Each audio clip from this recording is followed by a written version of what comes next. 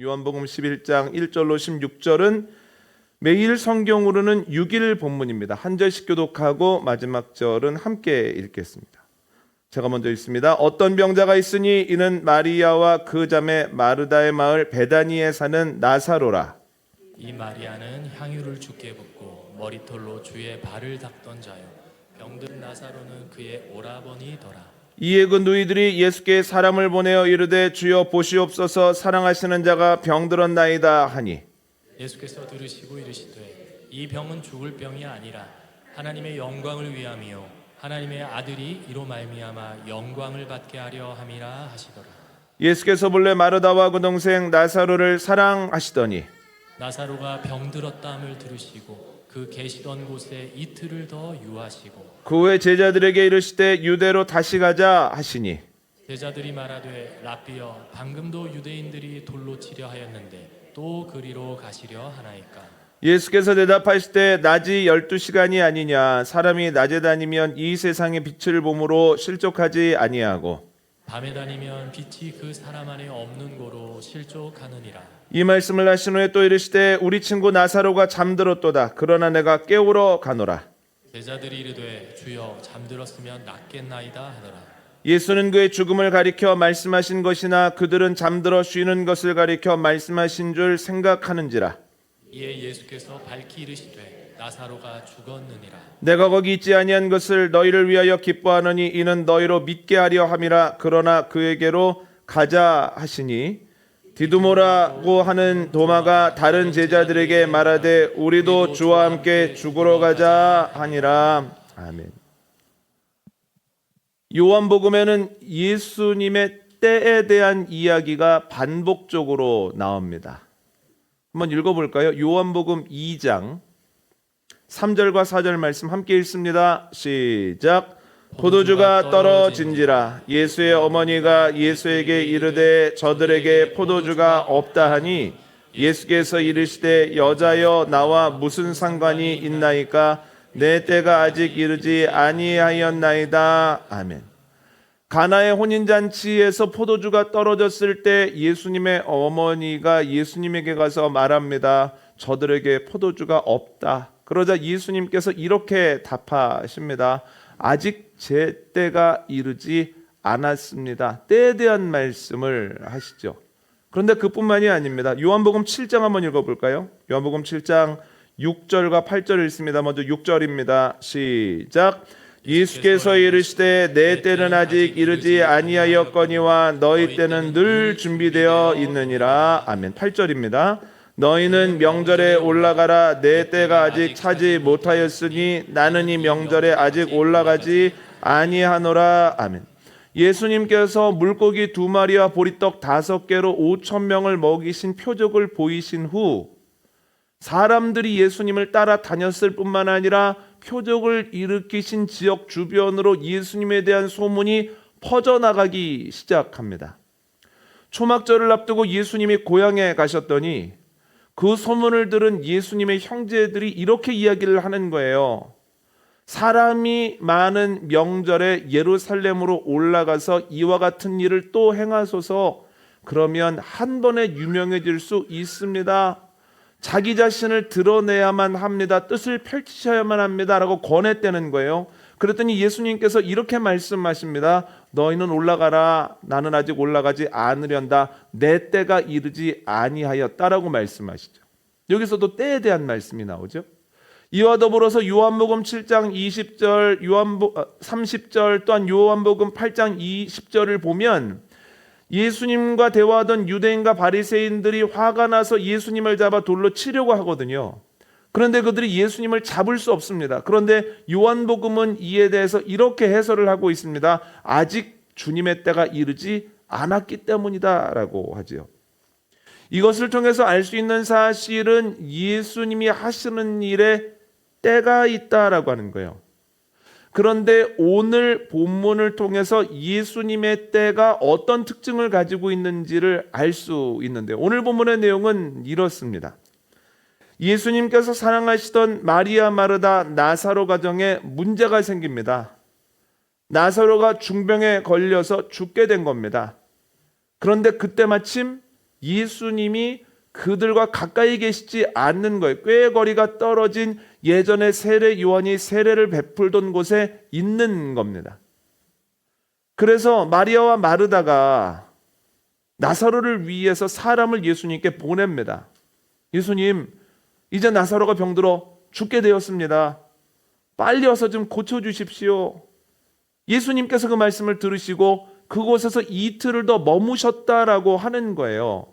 이틀을 머무시는 동안 제자들과 나누었던 대화들 중에 일부가 오늘 본문에 수록이 되어 있습니다. 그 이후에 일어난 일들이 토요일, 주일, 월요일 매일 성경 본문에 기록이 되어 있는데요. 저와 여러분이 익히 알고 있는 내용이니 간단히 한번 정리해 보도록 하겠습니다. 예수님께서 베다니에 도착하셨을 때 나사로가 이미 죽은 지 나흘이나 되었습니다. 예수님께서는 나사로를 앉혀놓은 동굴로 가자 하시고 사람들에게 동굴 입구를 막고 있는 돌을 옆으로 치우라 하시고 나사로에게 나오라고 명령하십니다. 그랬더니 죽었던 나사로가 살아서 팔과 다리에는 헝겊을 감은 채로 그리고 얼굴에는 수건을 덮은 채로 나오더라는 거예요. 사람들이 이 모습을 보고 예수님의 능력을 감탄했다라고 하는 거죠. 그러면 요한복음 11장의 내용을 간단하게 정리해 보면 이렇습니다. 예수님을 알고 또 예수님과 인격적인 교제를 나누던 가정에 큰 문제가 생겼습니다. 그런데 그들은 문제 앞에서 믿음을 가지고 예수님께 사람을 보냅니다. 내 문제가 이렇습니다라고 고합니다. 그랬더니 예수님께서 그 믿음에 반응하셔서 그들의 문제를 해결해 주셨다는 거예요. 그들의 문제를 간증으로 바꾸어 주셨다는 거예요. 그래서 더 간단히 이야기를 하자면 문제, 믿음, 응답입니다. 문제 있을 때 믿음의 기도를 하였는데 그것이 응답되더라는 거예요. 여러분, 우리의 삶에도 이러한 일들이 일어나기를 원합니다. 문제 없는 인생은 없고 기대 제목이 없는 인생은 없으나 문제를 만났을 때 낙심하고 좌절하고 원망하는 것이 아니라 그 문제 앞에서 믿음을 가지고 주님께 나아가 기도할 때 주님께서 우리의 기도에 응답하심으로 문제의 실마리가 풀리고 문제가 간증되어지는 역사가 저와 여러분에게 넘치게 되어지기를 원합니다. 그런데 여러분, 만약에 그렇다면 조금 이상한 것이 있습니다. 그들이 믿음의 반응을 했을 때 예수님은 당연히 고쳐주실 생각을 하고 계시지 않았습니까? 그런데 예수님이 바로 고쳐주십니까? 아니면 이틀 정도 유하십니까?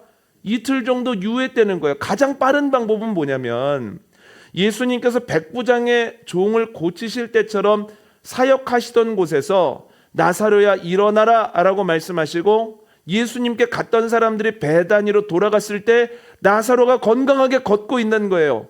그래서 언제쯤 나사로가 나아서 일어났습니까? 라고 물었을 때 언제쯤입니다. 아하, 예수님이 베다니에서 나사로에게 치유를 명하셨을 그때네. 이게 가장 빠른 방법입니다. 그 다음에 빠른 방법은 무엇입니까? 사람들을 따라서 예수님이 그들과 함께 가심으로 나사로를 고쳐주시는 겁니다. 그러면 나사로가 죽은 지 이틀 만에 도착을 하셨겠죠. 가장 늦은 방법이 오늘 본문에 나오는 방법이라는 거예요. 여러분, 왜 예수님이 이틀을 더 유하셨느냐는 거예요. 말씀에 답이 있지 않겠습니까? 그래서 말씀을 한번 읽어보면 5절 6절 한번 읽어볼까요? 함께 읽습니다. 시작. 예수께서 본래 마르다와 그 동생과 나사로를 사랑하시더니 나사로가 병들었다함을 들으시고 그 계시던 곳에 이틀을 더 유하시고 아멘. 읽고 나면 더 혼란해진다는 거예요. 그러니까 예수님께서 이틀을 더 머무셨던 이유가 뭐냐면 예수님께서 나사로와 마르다와 마리아를 사랑하셨기 때문에 이틀을 더 머무셨다는 거예요. 이상하지 않습니까? 여러분, 사랑하시면 바로 명령을 하시든지 아니면 모든 일들을 뒤로하고 달려가시든지 해야지 왜 사랑하시는데 이틀을 더 머무시느냐는 거예요. 참 이상하죠. 그런데 여러분, 표적은 그냥 신기한 일, 우리가 이해할 수 없는 일이 아니라 예수님이 누구신지, 예수님이 어떻게 일하시는지를 보여주는 사인이라고 말씀을 드렸습니다. 초하루 새벽 기도회 때 말씀 기억나십니까? 예수님께서 날 때부터 맹인이었던 사람에게 밝음을 찾아주시죠. 그 표적을 통해서 예수님이 무슨 말씀을 하시는 겁니까? 나는 빛이다 라는 말씀을 하시는 거예요. 예수님 빛으로서 무엇을 비추십니까? 초로 새벽 기도회 때 두 가지를 나눴죠. 첫 번째는 길을 비추신다는 거예요. 우리가 가야 할 길을 비춰주신다는 거예요. 우리 앞에 있는 것이 무엇인지를 알려주신다는 거예요. 바로 보게 해주신다는 거예요. 이게 돌인지 떡인지 뱀인지 생선인지를 알려주신다는 거예요. 그래서 예수 그리스도라고 하는 빛을 따라가면 우리가 복된 길을 걸어갈 수 있다는 거예요. 우리 앞에 있는 것들이 좋은 것인지 안 좋은 것인지를 깨달아 알게 되어진다라고 하는 거예요. 두 번째는 무엇입니까? 예수님께서는 나를 비추는 빛이라는 거예요. 예수님 앞에 섰을 때 내가 어떤 존재인지를 알게 되고 회개하게 되죠. 그래서 예수님이라는 빛 앞에 서게 되어지면 나를 알게 되고 회개하기 때문에 시간이 가면 갈수록 무뎌지거나 혹은 오염되어지는 것이 아니라 점점 더 예수 그리스도 안에서 성숙하게 되고 성장하게 된다는 거예요. 빛이신 예수님을 만나는 은혜가 저와 여러분에게 있기를 원합니다. 내가 어디로 가야 되지? 이게 기회야 위기야 참 어려워라고 생각할 때 예수 그리스도의 밝음이 그 앞을 비출 때 가야 되는 길을 걸어가게 되어지고 돌이 아니라 떡을 붙잡게 되어지는 은혜가 저와 여러분에게 있기를 원합니다. 그리고 예수님이라는 빛 앞에 섰을 때 나 정도면 괜찮아, 나 정도면 잘 살았어가 아니라 주님의 사랑에 비하면 나는 아무것도 아닙니다 고백하는 가운데 주님을 만나는 그날까지 끊임없이 표대와 가까워지는 저와 여러분 되어지시기를 원합니다. 그런데 이뿐만이 아니라는 거예요. 화요일날 새벽에 나누었던 본문 기억나십니까? 예수님께서 그 맹인을 고치시는데 진흙을 그의 눈에 바르시고 실로암에 가서 씻으라고 말씀하시더라는 거예요. 맹인이 예수님의 명령에 순종하였을 때 그의 눈이 떠지더라는 거예요. 흙을 만지셨다라고 하는 것은 새벽에도 말씀드렸던 것처럼 창세기 2장에 나오는 것, 그 내용과 흡사하다라고 하는 거죠. 하나님께서 흙으로 사람을 창조하셨던 것처럼 예수님께서 진흙을 통해서 그의 눈을 뜨게 하셨다라고 하는 것은 예수님은 단순한 치유자가 아니라 예수님은 새로운 창조자라는 거예요. 근데 그렇습니다. 그가 눈을 뜨는 순간에 그의 삶이 새롭게 창조됐다는 거예요. 이전과는 완전히 다른 삶을 살아가지 않겠습니까? 그런데 여러분, 맹인에 대한 이야기를 읽어보면 눈 떴으니까 너무 좋다, 이제 밝게 살 수 있겠다라고 끝나는 것이 아니라 그가 예수님을 그리스도로 고백하는 장면까지 나오거든요. 그러니까 예수 그리스도께서 그를 새롭게 창조하셨다라고 하는 뜻이 표적에 있는 거예요. 그런데 여러분, 오늘 표적에도 뜻이 있다라고 하는 거죠. 요한복음 10장 40절을 보면 앞에서도 말씀드렸던 것처럼 예수님은 요단강 건너편 세례 요한이 세례를 베풀던 곳에서 사역하고 계시거든요. 그러니까 자료를 찾아보니까 재미있게도 그곳의 이름도 베단입니다. 그러니까 지금 나사로가 있는 곳의 이름도 베단이고 요단강 건너편의 이름도 베단이로 추정이 됩니다. 그런데 키너라고 하는 학자에 의하면 나사로가 있는 베다니에서부터 예수님이 사역하시는 베다니까지의 거리가 30여 킬로거든요. 그 당시에 30킬로면 하루길입니다. 그러니 마르다와 마리아의 보냄을 받은 사람이 하루를 걸어서 예수님께 간 겁니다. 예수님께서 며칠을 머무셨습니까? 이틀을 머무셨죠. 그럼 예수님께서 이틀 뒤에 출발하셔서 하루를 걸어오셨죠. 그래서 오셨을 때 나사로가 숨을 거둔 지 나흘이 됐다라고 하는 거예요. 그러면 무엇을 할 수 있습니까? 사람들이 예수님을 향하여 출발하고 얼마 지나지 않아서 나사로가 숨을 거뒀다라고 하는 거예요. 그런데 예수님이 몸으로 이 땅에 오셨을 때 유대인들은 유대교의 신비주의적 문헌의 영향을 받아서 이런 생각을 냈습니다. 사람이 숨을 거둔 후 그 직후부터 3일째까지는 영혼이 그 사람 몸 주위를 맴돌다가 때때로 다시 들어온다는 거예요. 그래서 3일이 될 때까지는 그가 죽었다가 일어날 수 있는 가능성이 있다고 생각을 했습니다. 이게 보편적인 그 당시 생각입니다. 그런데 나흘이 지나서 안색이 변하고 이제 냄새가 나기 시작하면 이제는 몸으로 돌아올 수 없겠구나, 이제는 완전히 몸에서 떠났구나, 소망이 없다라고 생각을 했거든요. 그럼 예수님이 나사로에게 갔을 때는 나흘이 됐기 때문에 사람들이 일어날 수도 있겠다고 생각을 했을까요? 아니면 이제는 끝났다, 소망이 없다고 생각했을까요? 이제는 소망이 없다, 끝났다라고 생각을 했습니다. 그런데도 예수님께서 일어나라고 말씀하시죠. 그랬더니 나사로가 일어나더라는 거예요.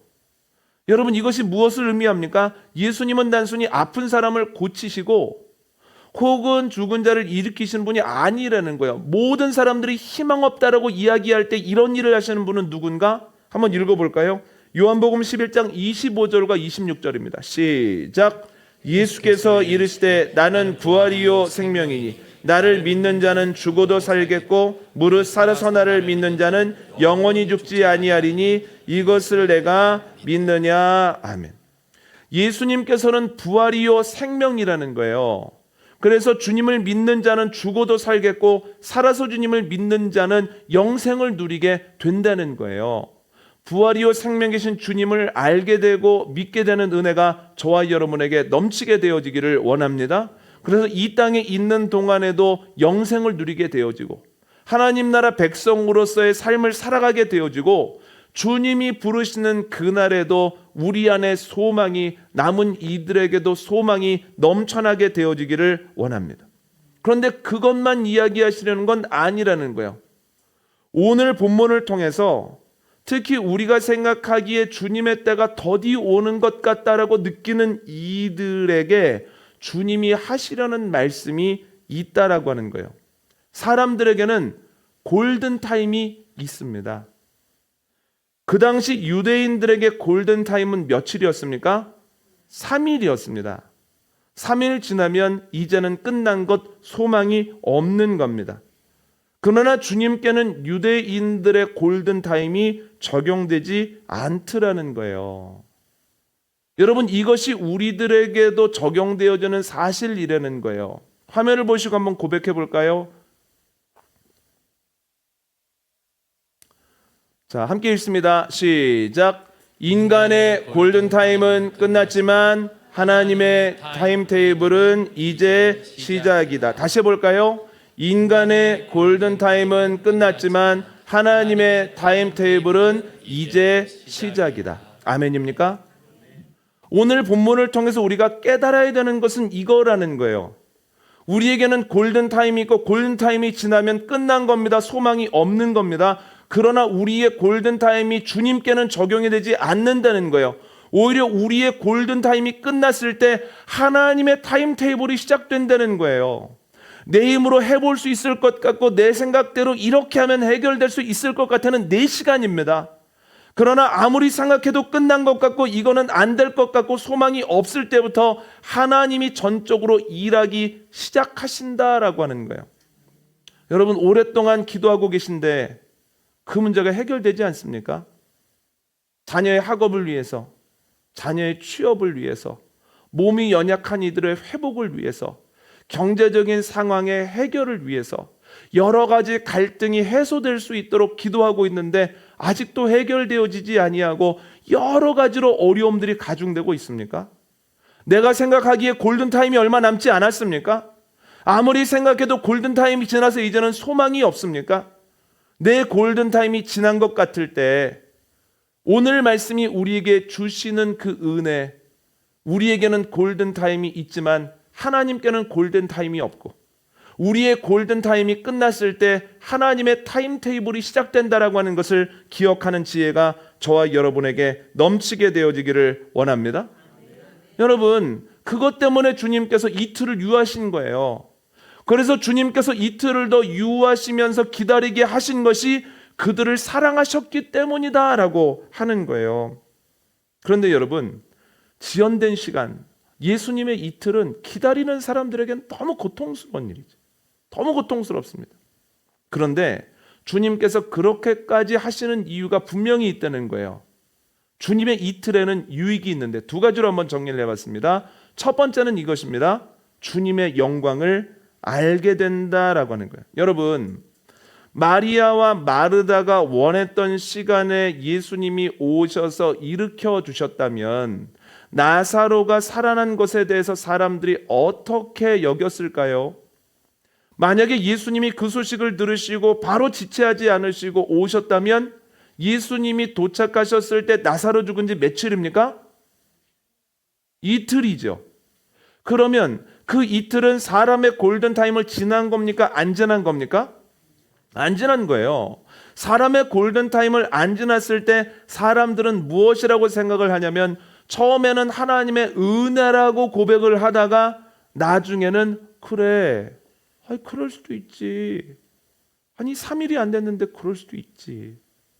아니 여기 말고 딴 데서도 이런 일이 일어난 것 같던데 아니 우연히 일어난 일일 수도 있을 거야 라고 하면서 하나님께 영광을 돌리는 것이 아니라 하나님이 하셨다고 고백하는 것이 아니라 어쩌다 일어날 수 있는 일로 치부할 가능성이 있다라고 하는 거예요. 여러분 나사로가 아프다는 이야기를 들으시고 예수님이 뭐라고 제자들에게 말씀하셨습니까? 이것은 하나님의 영광을 위한 거라는 거예요. 이것을 통해서 예수님이 영광 받으시기 위함이라는 거예요. 하나님만 영광 받으시기 위해서는 무엇이 필요합니까? 베다니에서 머무시는 요단강 저편에서 머무시는 그 이틀이 필요하다는 거예요. 사람들은 힘들어도 어려워도 이틀을 견뎌내야 된다라고 하는 거죠. 여러분, 우리가 생각했던 방법으로 생각했던 시간에 내 문제가 해결된다면 우리가 어떤 모습을 보이겠습니까?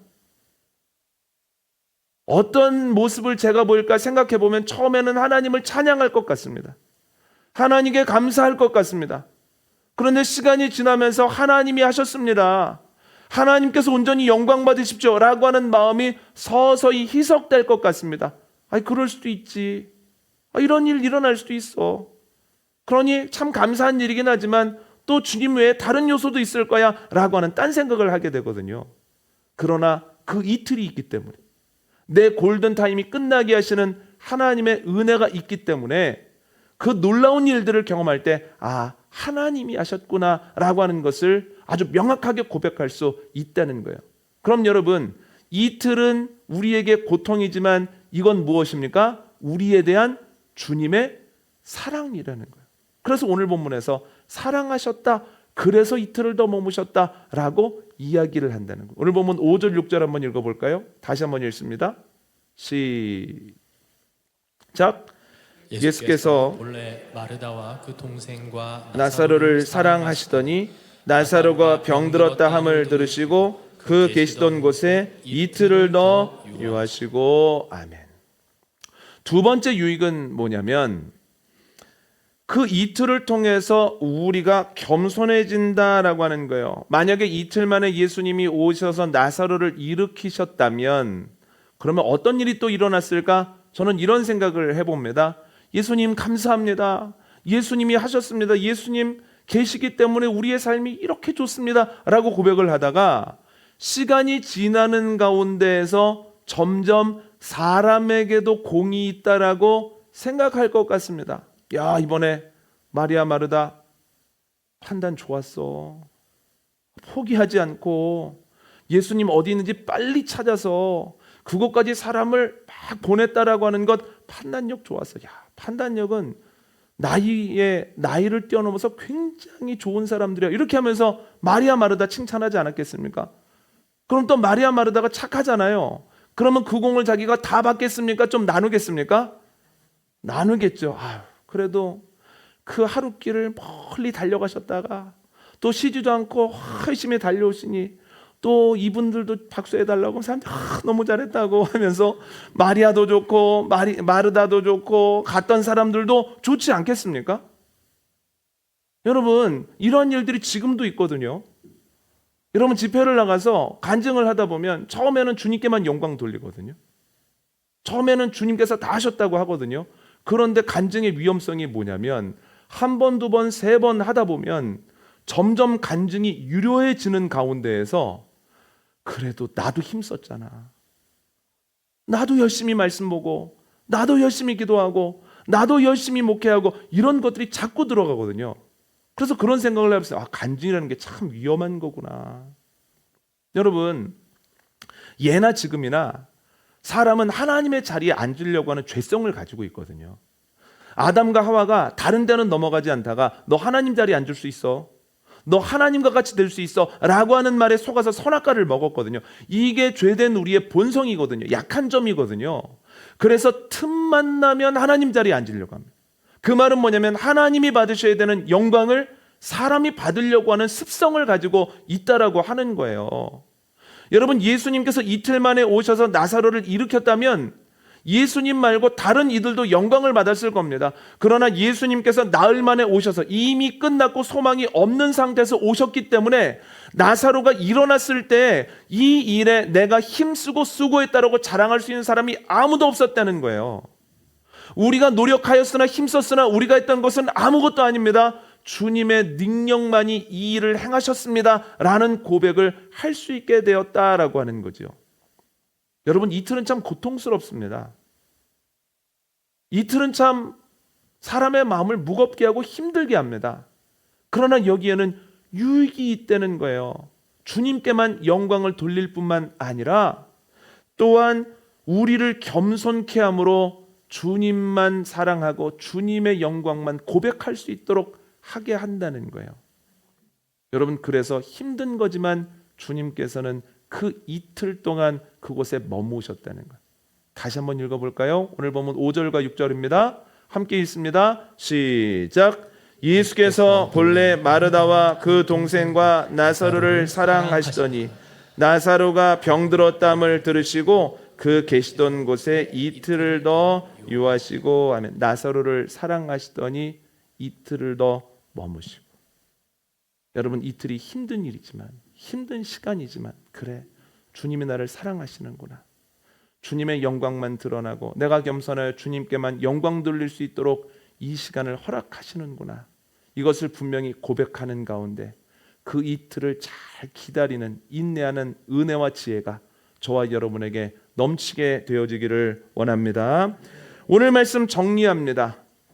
아주 오래 기다릴 때, 그래서 이제는 끝난 것 같을 때, 이제는 소망이 없다고 생각되어질 때 우리가 기억해야 되는 것이 있습니다.